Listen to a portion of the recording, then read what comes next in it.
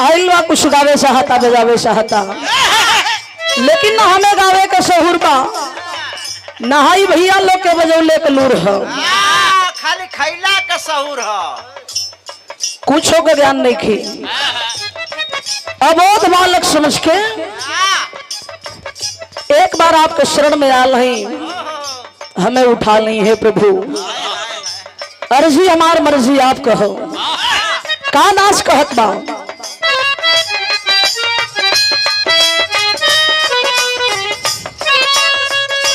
स्वामी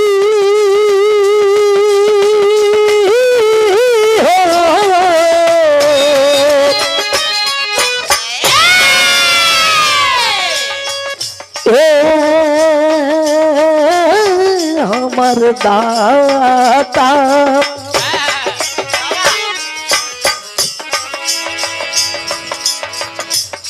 ये दास कह रहल बा, करुणा निदान स्वामी,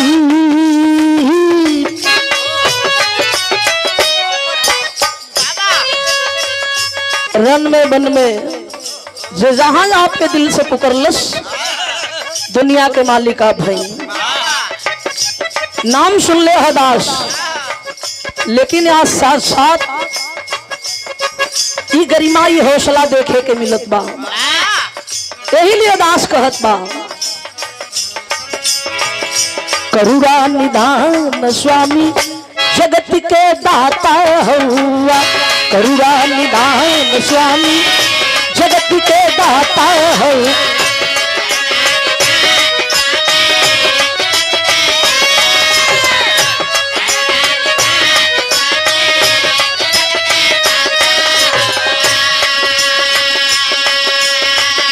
तू ही भगवान स्वामी,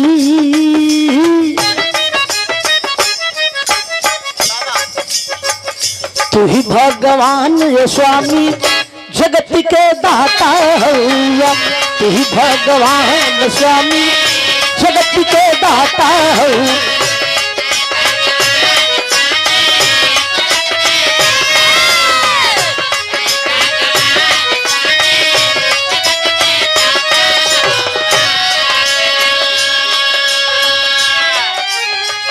आपका आशीर्वाद आपका स्नेह बा, ई दास कुछ गाते लेत बा, कुछ बजा लेत बा, लेकिन आपके शरण में आइल बा, ए लिए एक प्रार्थना करत बा, का हम बजाई गाई सुर नहीं ताल बा,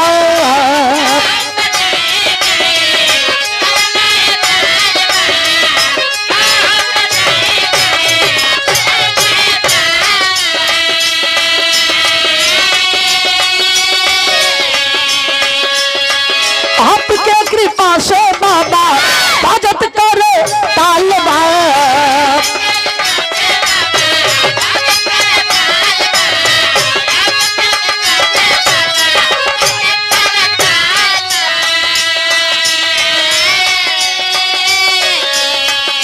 रखी है सम्मान स्वामी,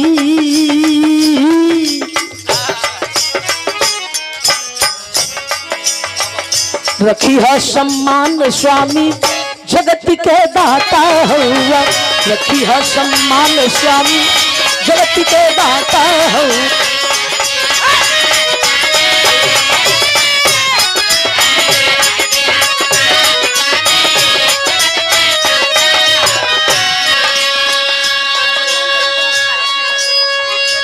इतना ही नहीं, दास दूसरी लाइन में बता रहल बा, लेकिन अंतरा हल्का सा अंतर रही, ए लिए कि संसार के आप एक गुरु स्वरूप भगवान स्वरूप है, ए लिए दास कह रहल बा, का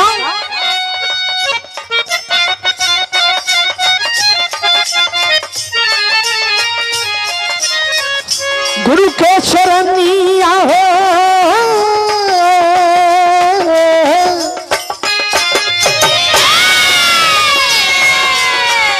गुरु गुरु के चरनिया हो दाता के चरनिया मिलला जतन से बड़ी गुरु के चरनिया।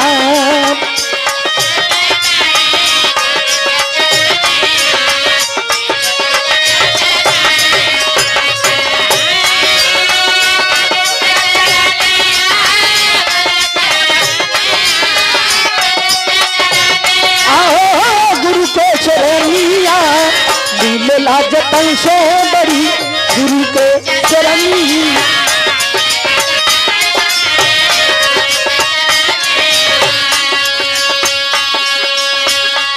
ए प्यार भरा 100 रुपए आशीर्वाद इस भजन के भाव पे परम सम्मानित आदरणीय माननीय श्रीमान श्याम बरन सिंह आप बाबूजी के द्वारा 100 रुपए का आशीर्वाद दिया गया।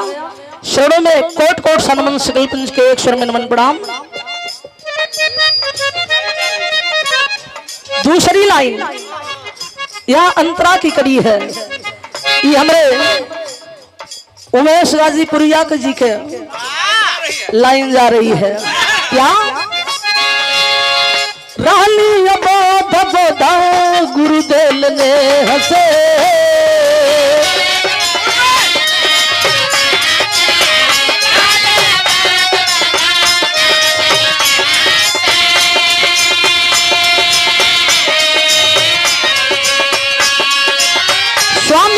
दर्शन होला बहुत स्नेह से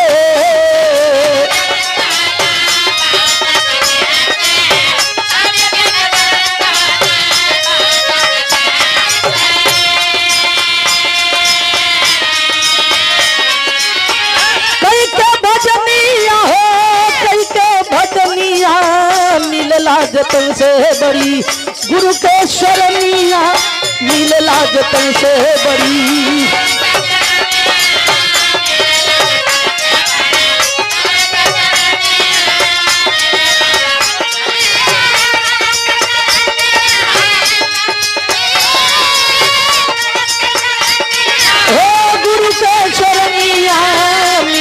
जतन से बड़ी गुरु को या भैया।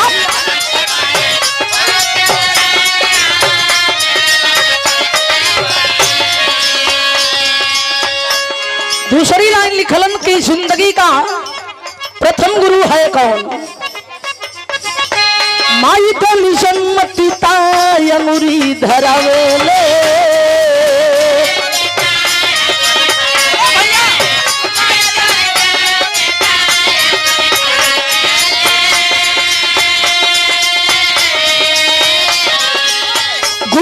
शरण में गईली रहिया बतावेले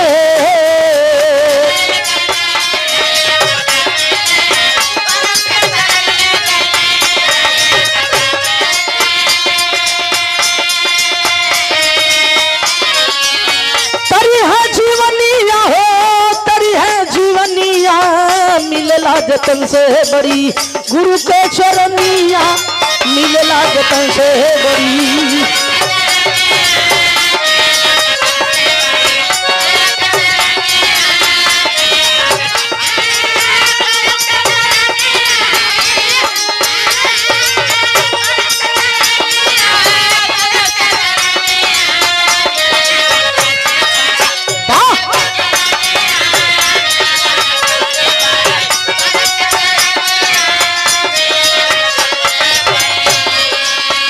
भजन की आखिरी लाइन ये थोड़ा बहुत गौले बजौले का शिक्षा गुड़िया दास के मिलल कोनी परिवार से।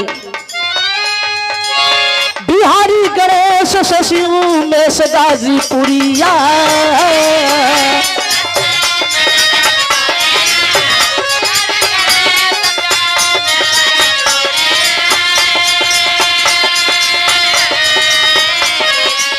चंद्रिका कशी प्रसाद सुचे फूलवरिया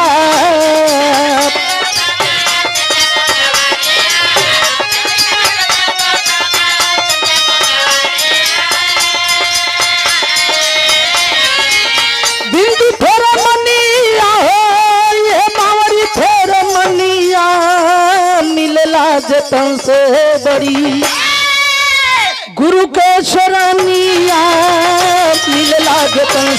बड़ी।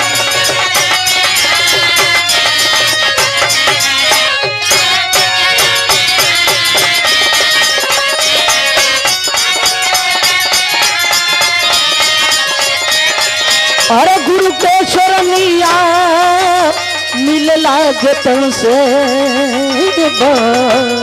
बड़ी।